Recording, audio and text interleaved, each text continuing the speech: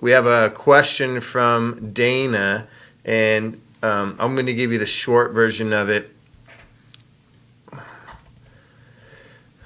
Let's see. I'll get this figured out.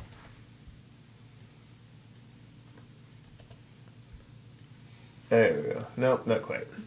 Why is that number still there?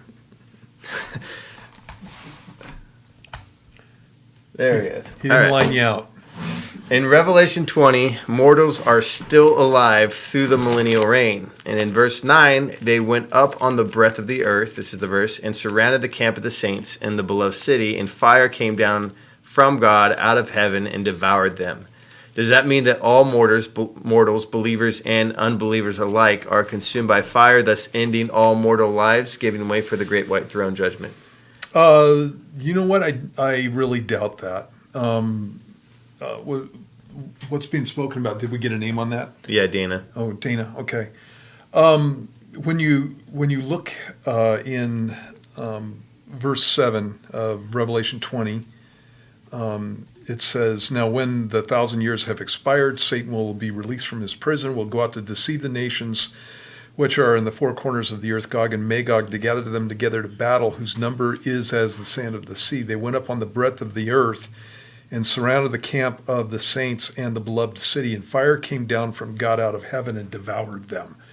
And so it looks like the ones that get devoured are the ones that are attacking Jerusalem, and so not the rest of the planet. And you know what? We don't have specifics on what God does in this transition with people who are believers and people who are unbelievers. Well, we do have it with the unbelievers. They're obviously toasted, so they're killed. But the believers, we don't have specifics on what God's going to do with them. I imagine that it's going to be something along the same lines of what he does with us, and that there's going to be a resurrection. When I say resurrection, it's a rapture. And so God will be changing their bodies immediately, and they would go into the spiritual state. And my reasoning for that is, number one, the text only talks about these armies that are attacking the city of Jerusalem being the ones that have fire coming down on them. And then secondly, you have the whole conversation between God and Abraham in Genesis chapter 18, where Abraham is talking to God and saying, "God, far be it from you to destroy the righteous with the wicked. What if there are 50 righteous left? Would you destroy the cities for the sake of 50 righteous?" And then he goes down and gets the Lord all the way down to 10. And that's where Abraham stops. And even in that situation, God got all of the righteous, all the ones that wanted to leave Sodom and Gomorrah, got out of Sodom and Gomorrah. And so it would be the same thing in this situation. So I imagine that what's going to happen is that the righteous are going to be probably taken bodily up into the presence of the Lord, and then the unrighteous are going to be destroyed at this point. And then they appear before God at the great white throne judgment. Now, I just said all that stuff to answer your question, but I opened a whole can of worms. And here's the deal with this, you guys. If you're new to Old Testament and New Testament prophecy, the Bible teaches that after Jesus comes back at the second coming, that he rules on and reigns on the earth for 1,000 years.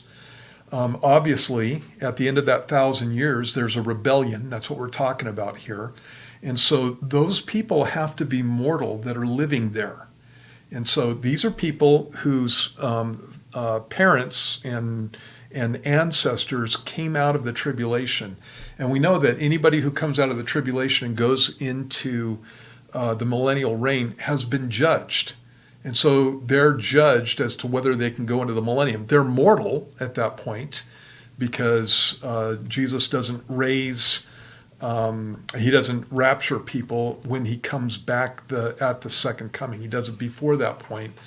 And we know that they're mortal because there are passages in the Old Testament, and also in this passage right here, that talk about sin, that talk about death, that talk about farms and eating and having children and all of that stuff. And so these are mortals that come out of the tribulation period, And everybody who goes into the millennium is a believer, and then they have kids.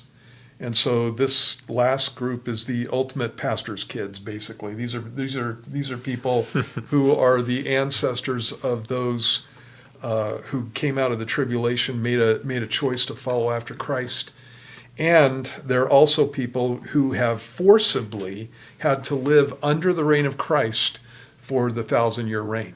And when Satan is released, he tempts them, they believe him, and they come up against Jesus at that point. This is one of the best proofs that the rapture takes place before the tribulation period.